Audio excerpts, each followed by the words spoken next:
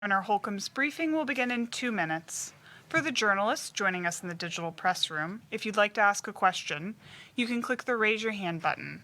When you are called upon, we will unmute your microphone, and you also will have to unmute your own microphone.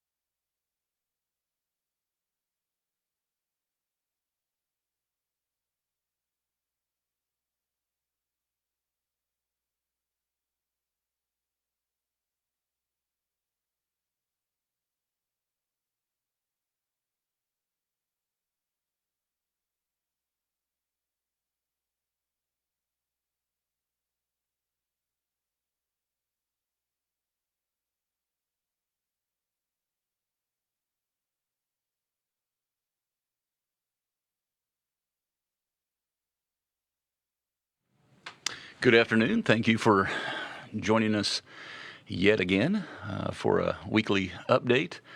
Earlier this morning, we opened our vaccination eligibility to Hoosiers 16 and above.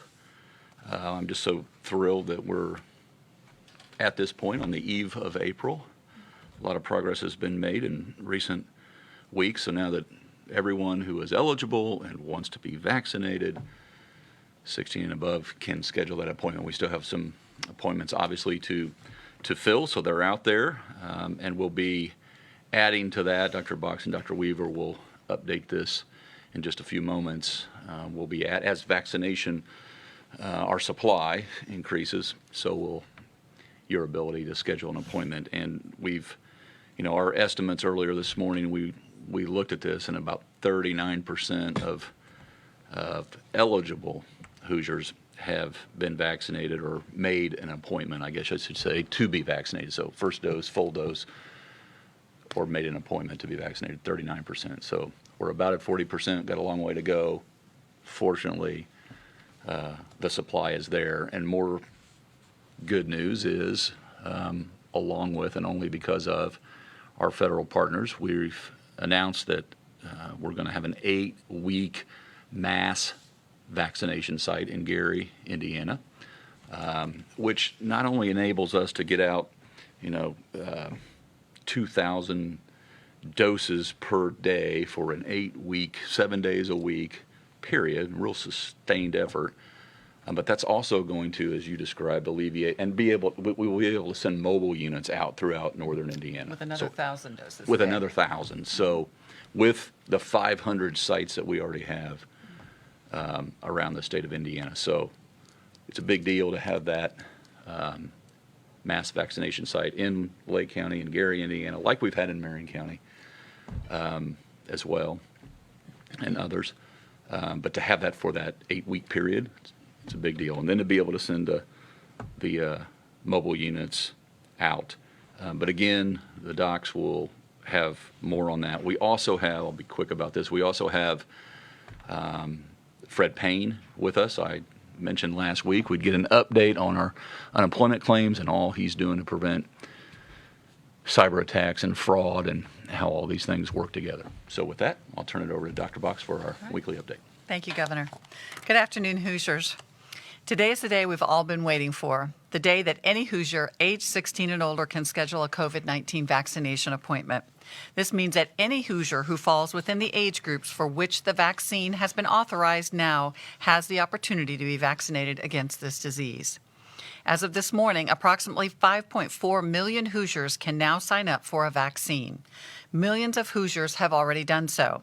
Just today, we saw 21,000 appointments scheduled in the first 30 minutes of expanded eligibility, and 96,000 people had made appointments as of noon. This milestone also means that age is now the only eligibility requirement to receive a vaccine in Indiana. We also have removed the language requiring proof of residency. We have made this change for several reasons: to comply with requirements at the FEMA site. We also know that some individuals may live in a household with multiple individuals but lack a document that shows an Indiana address.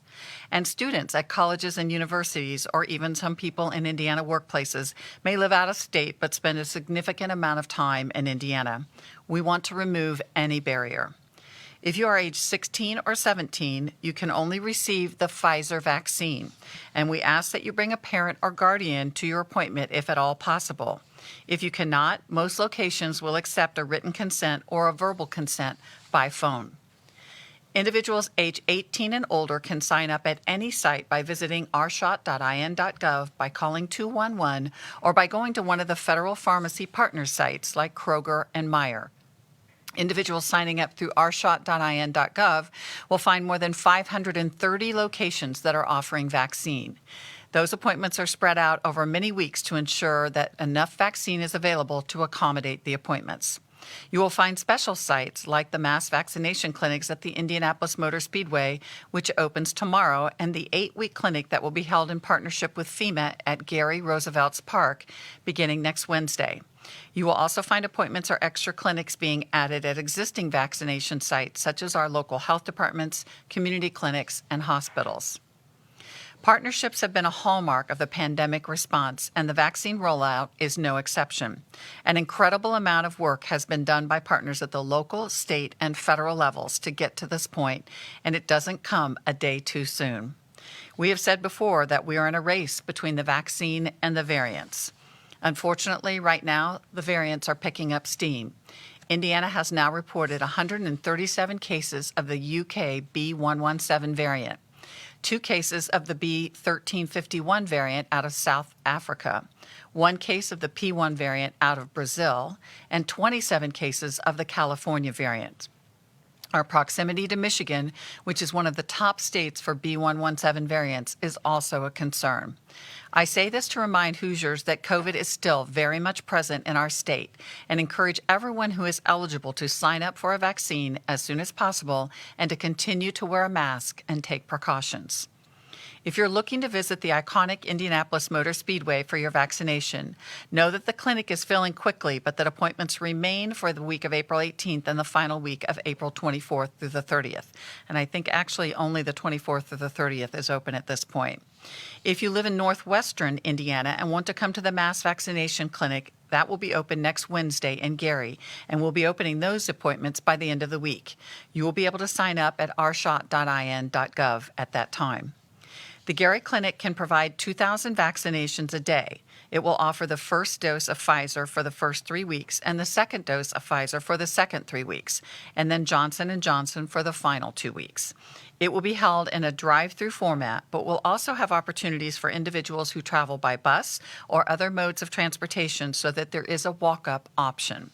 In addition, as a supplement to the Gary site, we will have 2 mobile units that will host clinics in 9 counties across northern Indiana in the coming weeks to help ensure that the vulnerable communities have easy access to the vaccine. These clinics will be able to administer 1,000 doses a day and will allow us to further reach underserved populations. This week, we also launched a Spanish line through 211 so that our Spanish-speaking Hoosiers have easier access to information and help with registration. Callers to the 211 select the appropriate prompt that will direct them to a team of Spanish speakers. On the first day, the team answered nearly 400 calls and scheduled more than 180 appointments. And our Zotec registration system is now available in Spanish, and we're adding Burmese soon. As we increase our vaccination and outreach efforts, we are also working with our partners at the Regenstrief Institute to better identify breakthrough cases. Breakthrough cases occur when an individual tests positive for COVID-19 at least 14 days or more after receiving their full vaccination. That means the person has received either 2 doses of Moderna or Pfizer or a single dose of the Johnson & Johnson vaccine. We identify these cases by matching data on our vaccination to our vaccination data. So anybody who tests positive, we match it with the vaccination data. We have identified 221 breakthrough cases as of March 16th. These cases represent less than 0.04% of individuals who were fully immunized as of March 16th. More than 21% occurred in individuals age 80 and older. We will continue to work with Regenstrief to track breakthrough cases to review the symptoms, the diagnosis, and the hospital stays. We will also begin testing samples from these cases to determine if they were caused by variants. This will help us to better understand the vaccine's effectiveness against variants and inform our strategies going forward. As we've done throughout the pandemic, we remain laser focused on the data we receive. Nearly 2.8 million doses have been administered. That includes more than 1.7 million first doses of Pfizer or Moderna and nearly 61,000 doses of the Johnson & Johnson vaccine. More than 1.1 million Hoosiers are now fully vaccinated, up from just over 1 million last week. This means that more than 21% of Hoosiers for whom the vaccine is authorized have received either 2 doses of Pfizer or Moderna vaccine or a single dose of the Johnson & Johnson vaccine. When we look at vaccine uptake by age, we find that nearly 74% of Hoosiers age 80 plus have scheduled or received a vaccine. 77% of those 70 to 79 have done so. 66% of those 60 to 69 are getting vaccinated, and 48% of those ages 50 to 59 are in line or have gotten their first dose. 35% of those ages 40 to 49 have signed up. We also have seen 25% of people age 30 and older sign up. Almost 10% of Hoosiers aged 20 to 29 have already signed up. We know that more than 24,000 Hoosiers ages 16 to 19 have also scheduled a vaccination. These numbers also include more than 152,000 first and second doses administered to residents and staff in long-term care. Those numbers are encouraging, but we must remain cautious as our positivity rate has ticked up slightly. It now stands at 3.9%, up from 3.3% last week. We also have seen a slight increase in the number of Hoosiers hospitalized. The number of Hoosiers currently hospitalized with symptoms of COVID has crept back up to 657 as of yesterday. While this is still far better than the nearly 3,500 hospitalizations we saw just a few months ago, it is something we will continue to monitor closely. Daily hospital admissions for COVID remain at some of our lowest levels in months, but they too have increased slightly to just over 60 per day. Our color-coded county maps still look much better than they did a few weeks ago, but they've shifted slightly. The number of counties in blue on our 2-metric map has dropped to 53, down from 66 last week. 2 counties are in orange, and the remainder are in yellow. Our advisory map has also shifted this week. This week, we have 2 counties in orange, up from just 1 last week. 48 counties are in blue, which is down from 57 last week. The remainder are in yellow. These metrics tell us that cases are increasing in parts of the state, which again serves as a reminder that we cannot throw caution to the wind and behave as if the pandemic is over. We want the pendulum to swing back in a positive direction so that we can prevent hospitalizations and save lives. Today, we reported 1 new death, which brings our total lives lost to 13,039 when you include both confirmed and clinically diagnosed deaths. The best way to prevent further loss of life in this pandemic are to follow the mitigation measures we've discussed for over this past year and to get vaccinated as soon as you are able to do so. This layered approach is truly our best path forward. And now Dr. Weaver has some more updates on our vaccination efforts. Thank you, Dr. Box. We are embarking upon one of the most exciting times in our pandemic response over the next week, and we hope to see Hoosiers turn out in droves to get their vaccine.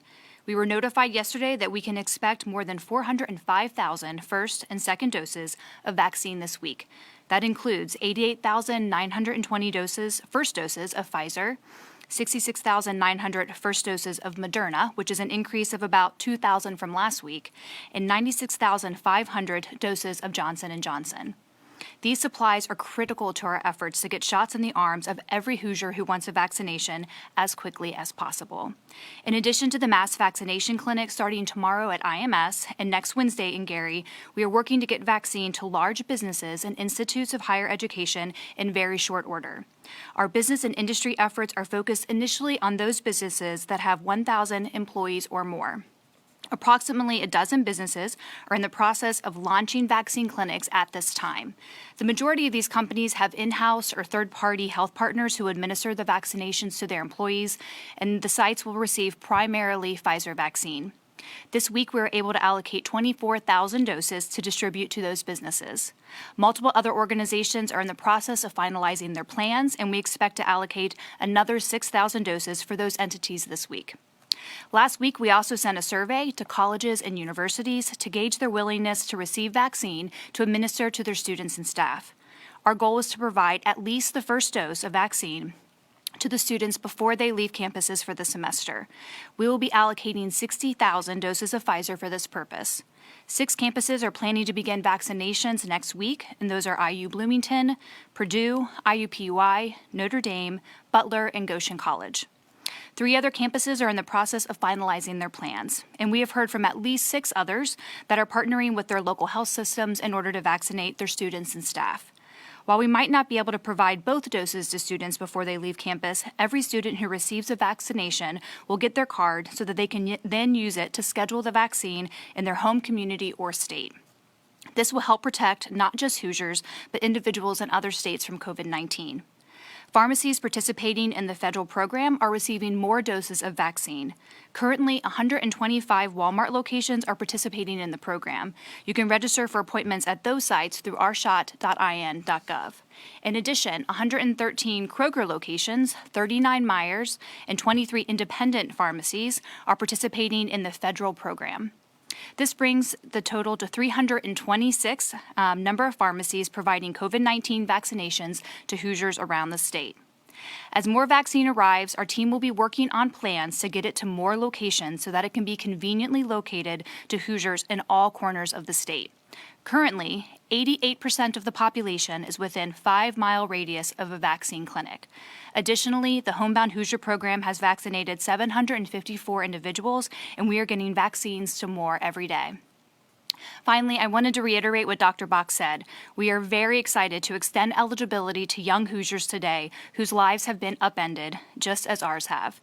Missed proms, virtual school, sports and events without all of your family and friends in the stands is not the high school or college experience you imagined.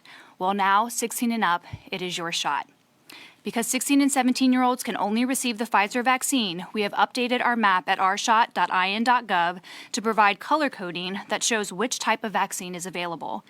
If you are looking for Pfizer, search for sites marked in yellow. You can also easily see sites that have Johnson & Johnson or Moderna, as well as those that offer multiple types of vaccine.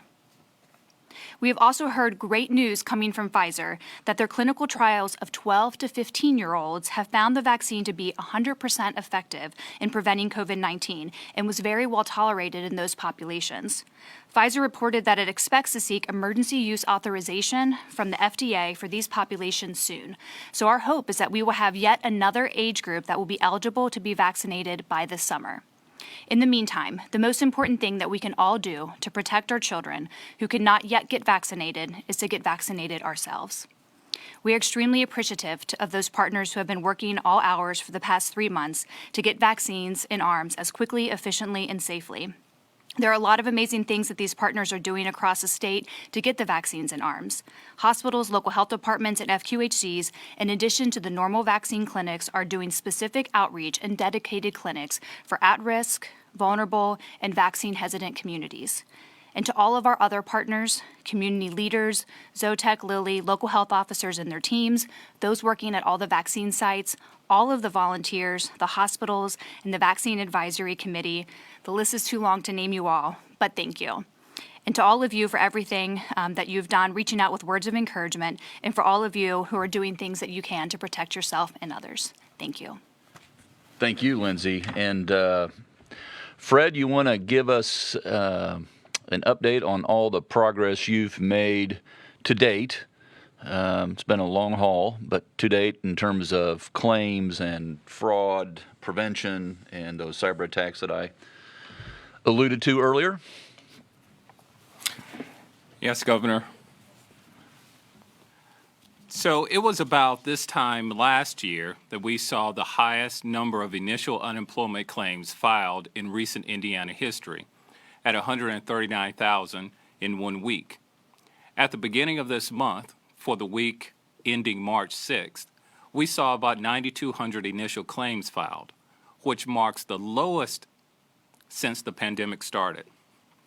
Now, that number has fluctuated since then, and we anticipate it to trend down. This is confirmation that we are headed in the right direction. Now, there have been a lot of changes and challenges since this time last year, including the creation of several federal programs that have helped Hoosiers financially.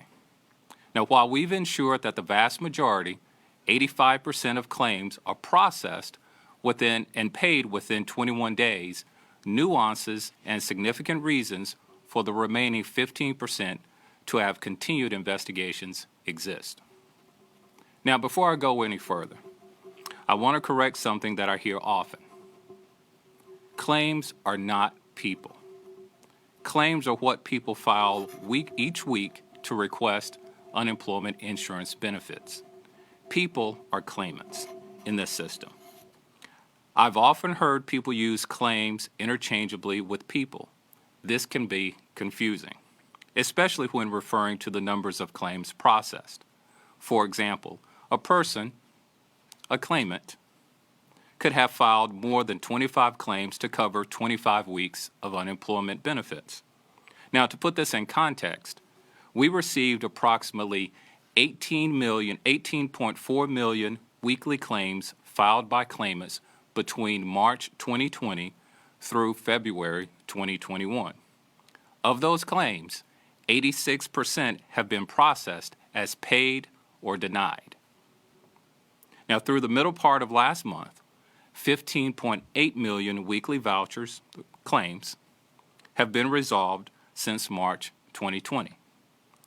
2.5 million are unresolved, of which 2.3 million are being investigated as suspicious, which is 89% of all outstanding claims. Now, throughout the pandemic, more than 850,000 Hoosiers have been paid unemployment insurance benefits. By comparison, in 2019, over 82,000 Hoosiers were paid unemployment insurance benefits. Now, I'll share a few real-life examples of the more challenging claims processing that go beyond 21 days. Now, to protect the privacy of claimants, no names will be used and other potential identifying information has been changed. One big issue that causes continued processing, that's called a job attachment issue. A job attachment issue occurs when the information we have does not clearly indicate that a claimant has been properly employed to make him or her eligible for benefits. Here's an example of a job attachment claim that went beyond 3 months. In December, a claimant filed a PUA claim and requested benefits retroactively back to May. The date indicated his business was impacted due to COVID in May. Because the person made a request for payment of benefits several months after he was reportedly impacted, this immediately created about 24 dated claims for the person that needed to be investigated. Here's what the continued investigation uncovered. The claimant stated that their business that was closed was a hairstylist at home. The claimant stated that the home address was in another state. There were 2 phone numbers associated with the account from another state. There are 2 phone numbers. Those 2 phone numbers were inactive. There was no history of Indiana wages reported, and claimant had no Indiana driver's license or history of tax returns. Our claims investigators investigated and called the phone numbers that were inactive, and we sent emails and deadlines to provide information. Now, another example. We received calls and inquiries from and about a claimant with similar characteristics, but a different job, that she had filed for benefits in March and had not received any benefits from our agency. The investigation revealed that the person had, in fact, filed for benefits, but did so in December and requested retroactive benefits back to March. A further investigation revealed similar characteristics as the claimant before. Now, these are examples of matters that take an extreme amount of time for investigators to process, even if the process leads to a non-payment, overpayment, or payment if eligibility is deemed. Now, I'll give you one additional example of where a claimant was actually frustrated with the time that it took to use one of our required tools that we put in place to stop fraud. The person filed a claim in 2020 and was being paid weekly benefits. Because of the new verification requirements from the U.S. Department of Labor on PUA claims, the person was asked to update and verify identity information through ID.me, the vendor we're using to help verify a claimant's identity. The claimant ran into issues because she had multiple attempts with the online self-service process. Now, this could have been because there were too many login attempts that threw up red flags in our system, which then required the person to go through another process to have an actual person to assist. Unfortunately, during the time this claimant was moving through the process, there were long wait times with our vendor ID.me, and the person did not get through the process quickly. She was delayed. The person's issue was resolved and benefits resumed.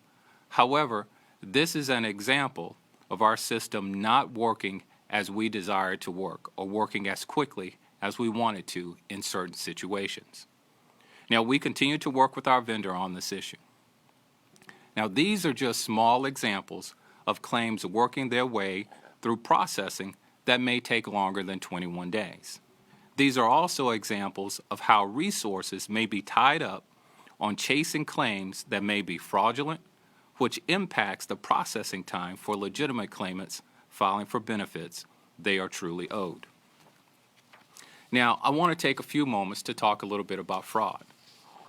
Now, fraud has become a dominant factor in our unemployment insurance system, and it does impact processing time. As an example of the magnitude and the sophistication coming from the fraudsters, consider the following. From March 16th through March 30th of this year, Uplink, our unemployment insurance system, blocked more than 63,000 bot attempts to defraud our system. The heaviest period of bot attacks that we've had was in November, when we blocked 17.9 million attempts in a 10-day period. We're aware that some of the fraud detection and prevention measures we put in place may be inconvenient for some and impact processing time, but we must have them in place to combat these criminals and to ensure that only those who are eligible receive benefits. Now, while we're ensuring that benefits are being administered, we're also working to assist Hoosiers to reach their employment potential in matching them with available jobs and providing education and training resources to assist people to achieve their career goals.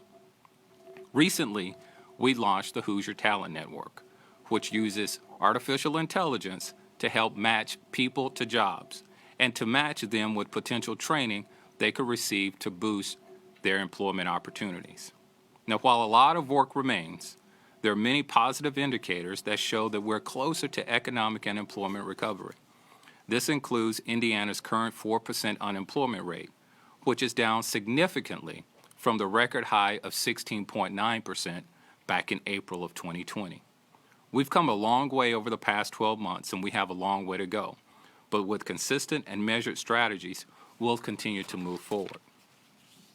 Our agency is committed to providing benefits to all eligible Hoosiers while increasing opportunity to evolve people's education and training levels, which will lead to greater career choices.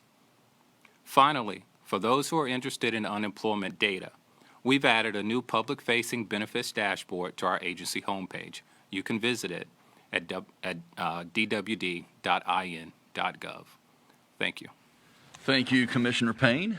Very thorough. Stick around. Don't go anywhere. You've thrown a lot of numbers out there, so I suspect there'll be some follow-up. I should also say, in terms of follow-up, I alluded to last week, this may very well be the last regularly scheduled health press conference on a Wednesday at 2:30. It looks to be that to be the case going forward. Next week, I know you and I'll be up Tuesday. You'll be up Tuesday, Wednesday up in Northwest Indiana. So in addition to being out and about, we're still going to be available.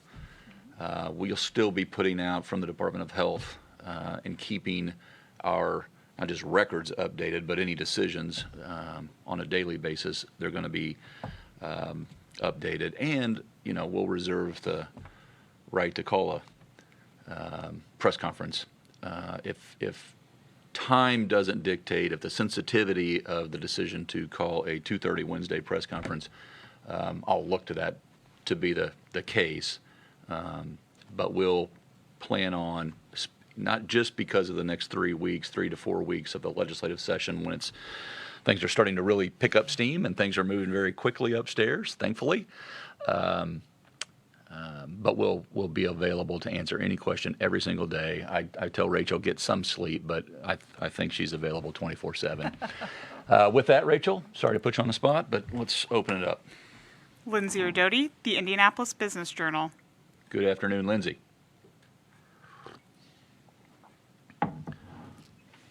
Congratulations, Lindsay. Is this your last presser? Because it's also my last presser. That's not my question. It seems appropriate. It's all about you.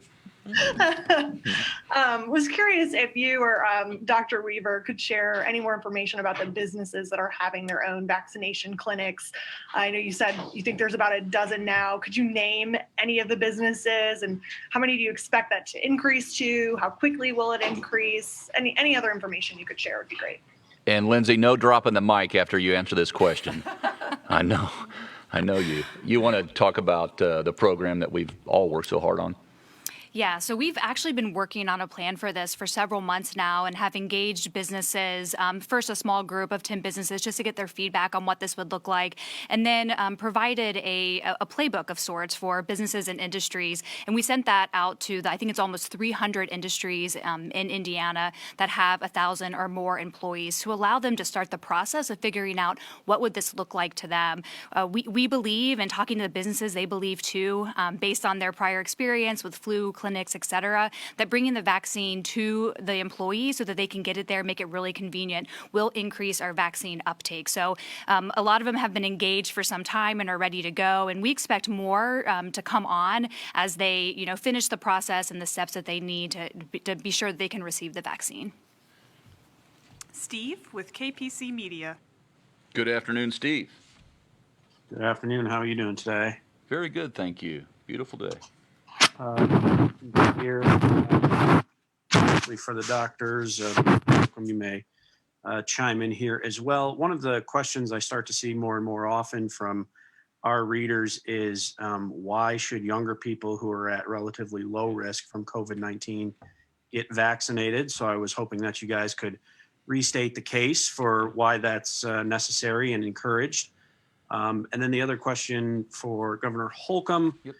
As we're seeing some slight upticks in cases, positivity, hospitalizations, and we're heading into next week where we're pulling back on the mask mandate and the county restrictions. I'm wondering whether you feel this is a toothpaste and tube type situation, that if things start to spiral upward again, are we going to be in a situation where maybe reimposing those things becomes unpalatable? Two really good questions. You want to, or Dr. Weaver, want to take a crack at the first youth, and then I'll take the second? It's a really good question. I think that it's multifaceted. I think number one, if you look at Michigan right now and their increased cases and hospitalizations, a large percentage of those individuals are in that 30 to 39 year age group. So we are seeing younger people hospitalized with this. But I think most importantly, I think a lot of our young people kind of want their life back, right? They want to be able to go to concerts, to get together in the bars and feel comfortable that they're not going to get ill from this disease. We know that the more infections that we have, the higher risk we have of more mutations occurring and potentially getting a mutation that is actually worse than the mutations or concerning mutations that we have now. But I do also want you to know that our breakthrough cases we typically see oftentimes in our more elderly population whose immune system doesn't work as well. So by the fact that younger people will get vaccinated, they will continue to improve the atmosphere and the environment around their loved ones, their grandma and their grandpa and their parents and other people who might tend to be at higher risk for having a breakthrough case. So I think a lot of reasons to do it, but most importantly for them to be able to get back to the life that they have really been missing and they want to enjoy. Lindsay, ditto? Yeah, I would say ditto. Low risk doesn't mean no risk, and I echo Dr. Box's points about the variants. We are seeing an increased risk of hospitalization with some of those, and we're keeping a really close eye on that. And as she mentioned, there's some people, one, who can't get vaccinated or got vaccinated, and maybe they are on chemotherapy, and so they didn't get the antibody response they wanted to, or are elderly. So again, it's, about protecting others. And I know a lot of young people are motivated over the fact that when you're vaccinated and you're protected, mean you can't spread it to others anymore or get it. That also means you don't have to quarantine, which I know has been very disruptive to all of our lives. Yeah, and in terms of the second question, Steve, I would say that we have been very clear since the outset of our desire to try to drive down deaths and hospitalization rates. They have come a long way, moving in the right direction. We unfortunately reported one today, death. Reported one, but having said that, it's not just one number that I focus on, the positivity rate. It's many numbers in terms of our ability, first and foremost, to care for those who are hospitalized, whose lives are threatened. We do want to do all we can to reduce the spread as well. We do want to make sure that we keep up our surveillance, our testing, and our tracing efforts. The vaccination rollout with 500 sites, adding more supply inventory, is having a positive impact. But by no means, this is what I said a couple of weeks ago, this is not mission accomplished. Yes, there's some personal responsibility that will be demanded if we want to continue to manage our way through this. But manage our way through this, we are doing. And it's, again, not just one number, but it's many that factor into the equation as I see it. Kayla Sullivan, Fox 59. Kayla, how are you? Doing all right. I hope you guys are well as well. This question is for Commissioner Payne. We continue to hear from people who are waiting months for claims or appeals and struggling to make ends meet. They describe being unable to get any information from DWD representatives when they call. So what are you doing to deal with the backlog, and what is your message to those families not able to even get in touch with those representatives, they say? Thanks for the question. That's a good question. We're continuing to make sure that we reach back out to individuals who call us or they send us emails, and we are continuing to work through those. As I mentioned earlier in my dialogue previously, there are reasons for some of the continued claims, which does impact the time that it takes for an individual to be returned, for a phone call to be returned, and for emails to be returned. But we are working through that. So the message will be that we'll continue to make sure that we'll pay all eligible Hoosiers, and we'll make sure that we get to them as quickly as possible. Trevor Peters, Fox 19. Afternoon, Trevor. Hi, Governor. Earlier this week, Kentucky Governor Andy Beshear said if given the opportunity, he would ask you to rethink getting the mask mandate. First of all, has he done this? Second, curious your thoughts on those comments. And then a little bit of clarification on the proof of residency change. Are you now saying that people, say in Cincinnati, who can't find an appointment can now cross into Indiana and get a vaccine because even though they may not be a resident? You want to take the residency, and then I'll take the because it's not just Cincinnati. I get your point, but it's Kentucky, Illinois, Michigan, and Ohio. So definitely it's our preference that individuals who live in Indiana, work in Indiana, are the ones that come over and get vaccinated here, because we do get allocated vaccine based on our population. But what we want to do is remove any barriers. And we knew that we were going to be vaccinating college students, that many of them live out of state or sometimes even out of the country. And we knew with opening the FEMA vaccine site that was another requirement, that there was really no residency requirement. So in that spirit, with opening it to everyone, that's why we removed the residency requirement. Lindsay, anything? Trevor, I would say that Governor Beshear has my cell phone number, and he clearly has the media's number as well. He has not contacted me. I did see his comments, and I would just say that I've always taken the approach. My style has been to respect all other governors and the decisions that they have to make according to the numbers and what's happening on the ground in their states. And yes, there are some. We've vaccinated about 18,000 Kentuckians here in the state of Indiana, and so there is some. I understand the folks that live in Kentucky, or the folks that and work in Indiana, or the folks that live in Indiana and work in Kentucky.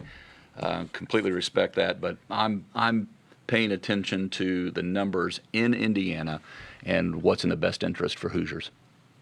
Nikki Kelly with the Fort Wayne Journal-Gazette. Good afternoon, Nikki. Good afternoon. I have two questions. The first is, will you veto and or sue if the legislature tomorrow sends you a bill that allows them to call themselves into session? That's the first. That's a pretty straightforward question. I've made no secret about my understanding of Indiana's Constitution. I remain of the belief that this is unconstitutional. We have supplied our legislative friends upstairs with that background. There is an honest difference of opinion. They believe otherwise. And so I believe that, to your question's point, I'm left with no other alternative. I certainly can't. I believe I'm duty bound by the Constitution first and foremost.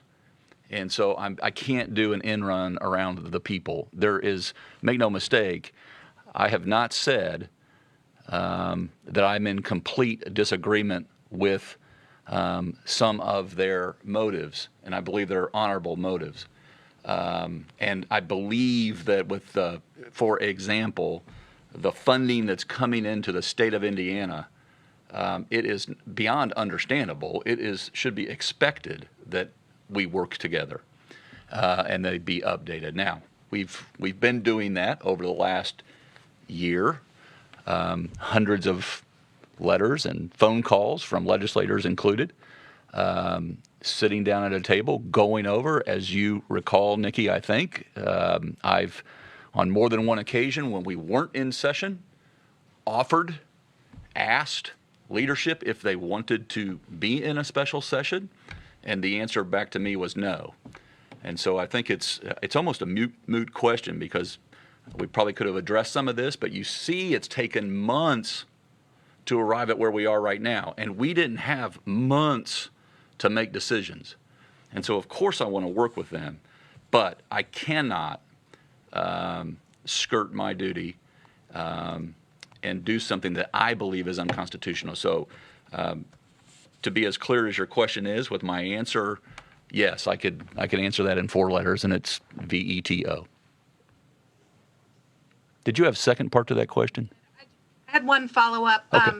There's some parents in Northeast Indiana very upset that kids continue to have to wear masks in the schools. And so I wanted to see why you decided to keep that part of the mask mandate, especially since the data that you love shows that the youth are the least impacted by infection, death, hospitalization.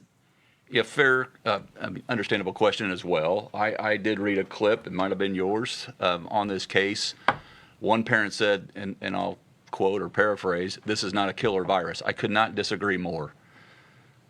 This is a mass killer.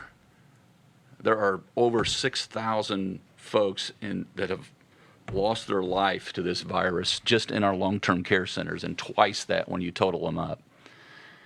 And so there are precautions that we need to take. And obviously with the 8-9 weeks left in the school year, this year, it's working. And we want to continue that. I don't know if you have anything to add about I think that, the population of- children cannot get vaccinated yet, Yeah, right? We yeah. just opened up to 16 and 17-year-olds. And I think it's really important that families feel comfortable that their children could go to school right now and not have an increased risk, because we know the masks have been working in school. So once we are able to have more people vaccinated, I think that makes a lot more sense to not have to have the masks. Rob Burgess with the Wabash Plain Dealer. Good afternoon, Rob. Good afternoon, Governor. Good to be with you at least one more time here. Oh, we'll get the band back together, I'm sure. It's been emotional. I've seen this movie before. Right. I had a question for the doctors here. What evidence do we have regarding the safety of the vaccine for mothers who are breastfeeding? Mm-hmm. And have you seen the resulting antibodies pass between mother and child with breastfeeding as it seems to do for pregnancy? Yeah, that's a great question, and there was just a study that came out about that. And the CDC is particularly looking at any pregnant mom who takes this vaccine, following them through their pregnancy, getting all their pregnancy results, and then the follow-up with the baby thereafter. And the safety looks really great. What I will say is that the study showed that not only did mom make antibodies that crossed across the placenta to the baby while she was still pregnant with the baby, so they could test the baby's cord blood when it was born and know those antibodies were there, but they could also show those antibodies in the breast milk, which is what we find with influenza and other vaccines, because little babies aren't going to be able to be vaccinated right away. So it's really very promising results and very encouraging. Jesse with ABC7. Good afternoon, Jesse. Hey, good afternoon, Governor. Appreciate it. And to the doctors as well, thank you. So 2 questions for you. One, wondering if there's an appeal to people's better angels, if you will, who are hearing you talk about no residency requirement. And I'm thinking there are a whole bunch of people who live just over the border in Chicago. And, just a reminder, we're still in 1C of the eligibility for people who are essential workers. So we're not even at an expanded age eligibility, even close to 16 and above. What do you say to people who are hearing this and thinking, I'm just going to go over the border and try to get this? And at the same point, how would you reassure your Northwest Indiana residents who are worried that doses set aside for them are now going to be taken by people who shouldn't be getting it because they don't live here or work here or spend a lot of time here? And then secondly, just going back to masks, I know, Governor, you're talking about there are a lot of numbers you look at, and we're seeing cases ticking back up, hospitalizations, and we know that hospitalizations and deaths lag behind cases. So I'm just curious what that break-even point might look like, because even though more people are going to be getting vaccinated and protected, it's going to take weeks, if not months, for those 5.4 million people to get their shot. So just curious, what that push-pull looks like, where we're getting more vaccination, but not necessarily catching up with the spread. You want to take the first one first? So what I would say to people in Northwest Indiana is that we already have a large number of sites there. We are expanding this with the FEMA mass vaccination site and our mobile units going out. So we have the ability to do 3,000 doses a day over the next 8 weeks, and that residents of Chicago have a FEMA site right there in the convention center that they can go to. Yeah, and Jesse, I would say, not to repeat myself, but and I understand your question. As we we don't look at just one number. We don't just look at that positivity rate. You're right. We look at the hospitalization rate. We look at the death rate, how it affects downstream, the activity, the rate activity. But I'm focused on our ability to care for those who need, and that we have the resources to care for those who are in need.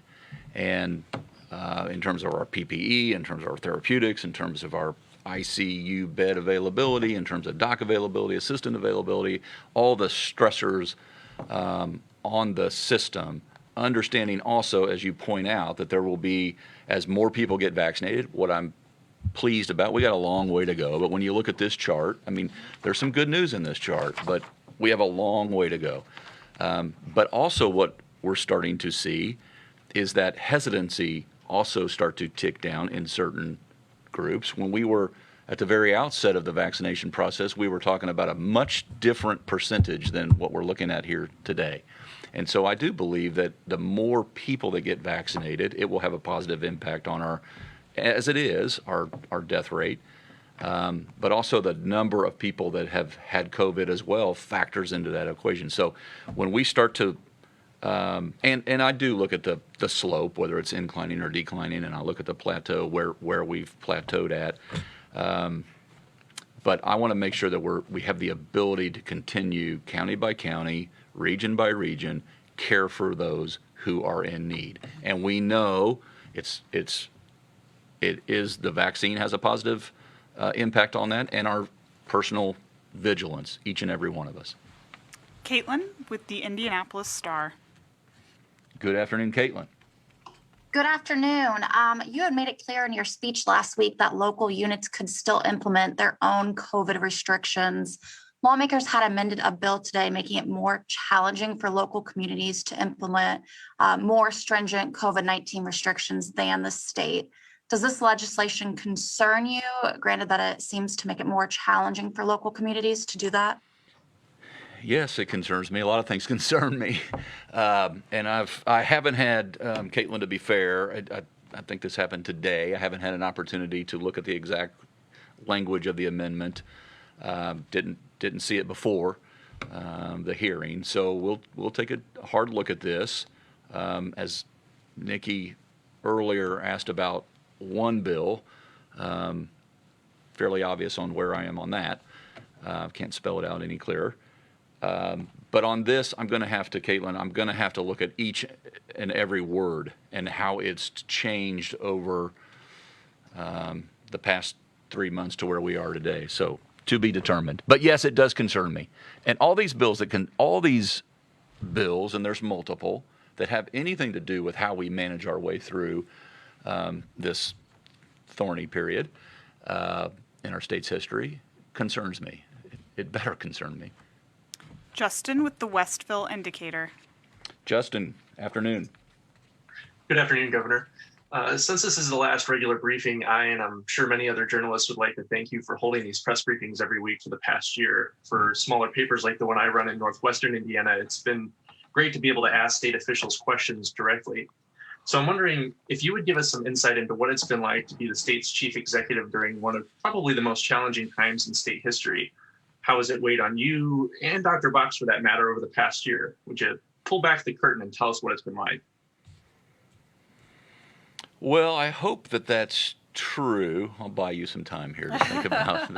I mean, number one, this is not going to be our last. This is no final curtain call, to use your analogy.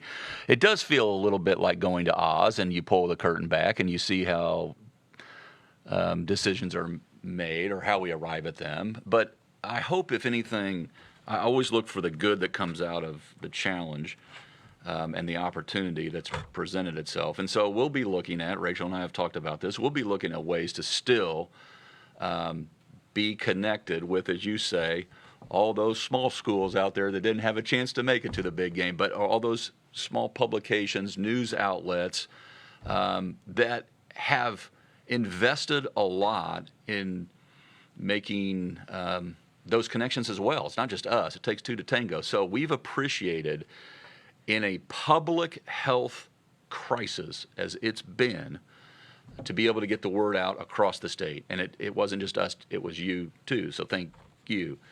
How it's weighed on me, I've always tended to be an optimistic person. And I will tell you, I've flat out, this is not rhetorical, been inspired by the strength and resilience and Indiana's soul as a state. It's been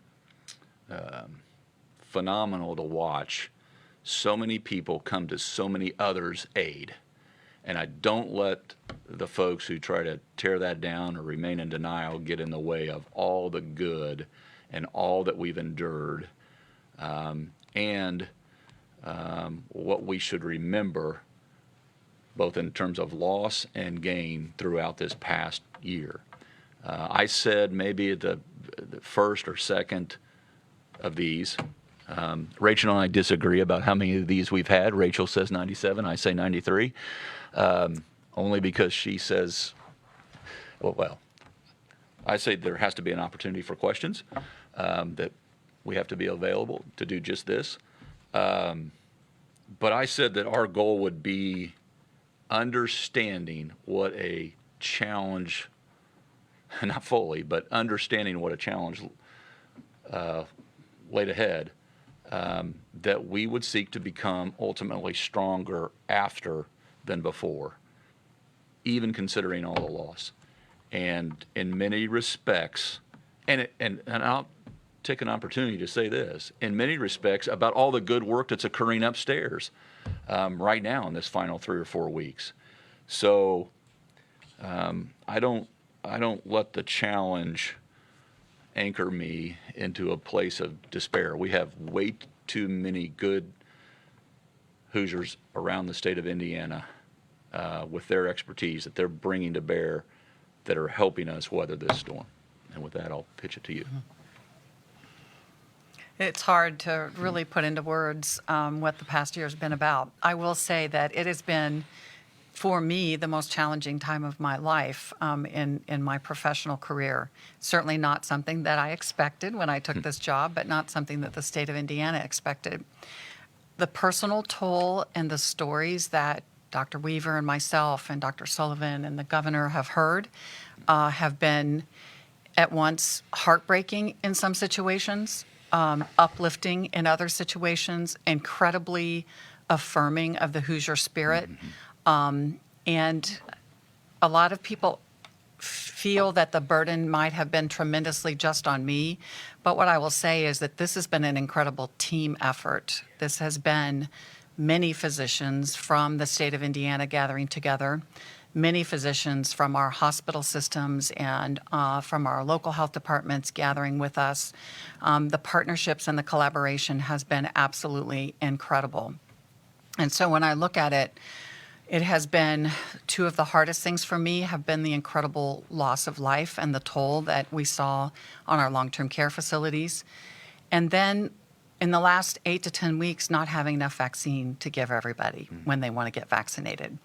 So now is a time of incredible hope and light that really I see that ability for the Hoosiers to get back to the lives that we're missing, that we love, our loved ones. Yeah. And just incredibly blessed to be sitting next to this gentleman on my right for all these weeks, because the real true burden fell on his shoulders for a lot of the major decisions that had to be made, taking input from all over the state and from all of his consultants. Spring is upon us, Justin. It's a time of blooming and renewal. Easter right around the corner. Selena with WSBT. Selena, good afternoon. Good afternoon, Governor Holcomb. I wanted to ask you about, I know these briefings are coming to an end soon, but it's probably sooner rather than later. We're going to be having more supply than demand for the vaccine. And Indiana is one of the states where people aren't wanting to get vaccinated as much as other states. So what are you guys going to be doing to continue to push getting people, signed up after the demand goes down? And are you guys worried about possibly, not reaching that 70% for herd immunity if enough people refuse to get vaccinated? Yeah. Dr. Weaver, you want to answer Selena's question, then we can follow up as well? Yes, so that is really when I think the hard work starts, when it's that time for communication, that time for outreach.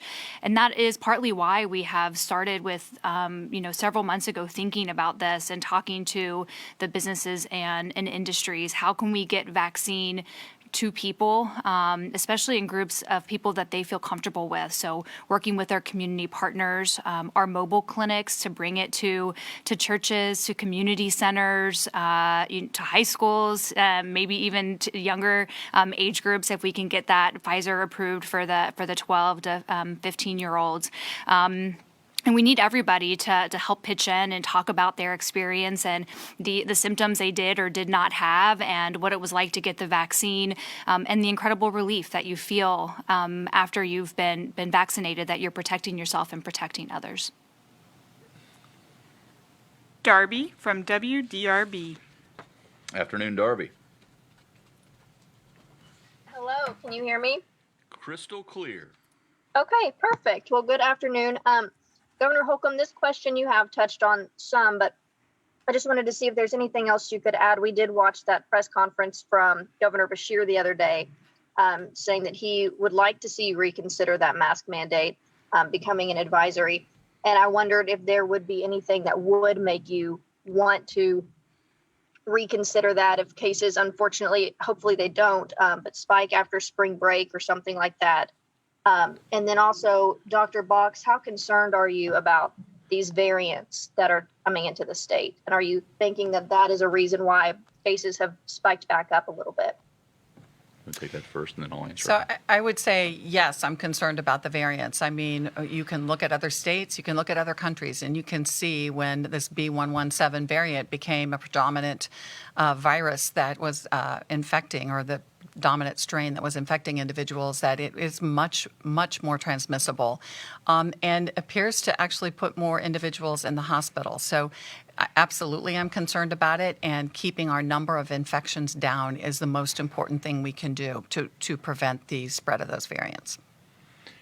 Yeah, and Darby, I really don't have more to add. I don't plan on conducting state negotiations through the media, but Governor Beshear has my direct phone number, and he's happy to call. I'm not looking to change my mind, but I'm happy to hear his reasoning behind his statements that he made to you. Thank you for joining us. That concludes today's briefing.